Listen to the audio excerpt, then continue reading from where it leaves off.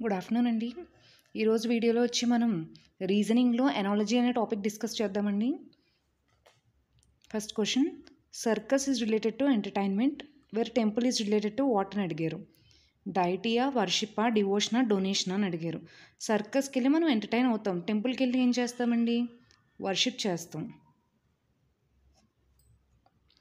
Birds is related to wings in the same way. దేన్ని relate చేయాలని అడుగుతున్నారు. Birds ఎగరాలి అంటే వింగ్స్ కావాలి, బతకాలంటే కాదు. ఇప్పుడు వేల్ వాటర్లో మాత్రమే బతుకుతుంది, డాగ్స్ లంగ్స్ లేనిదే బతకలేవు. కారు వీల్తో నడుస్తుంది అంటే అది మూవ్ అవ్వడానికి కార్కి వీల్స్ కావాలి.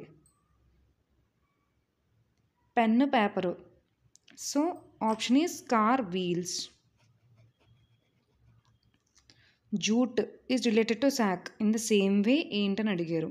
షూ సాక్సా, ఊలు స్వెటరా, కాటన్ ఫైబరా, మిల్ క్లాత్ అని అడిగారు. ఊలు స్వెటర్ అండి. మ్యాన్ అరిచే అరుపుల్ని షౌట్ అంటారు, మరి స్పారో చేసేదాన్ని కా, చిర్ప్, మటర్, మాబ్ అన్నారు. చిర్ప్ అండి option. College is related to student where hospital is related to ఏంటని అడిగారు. డాక్టరా, నర్సా, ట్రీట్మెంటా, పేషెంటా? అందరూ హాస్పిటల్లో ఉండేవాళ్ళు, ఇప్పుడు ట్రీట్మెంట్ అన్న హాస్పిటల్లో చేసేదే. నర్సు, డాక్టర్ హాస్పిటలే, పేషెంట్ హాస్పిటలే.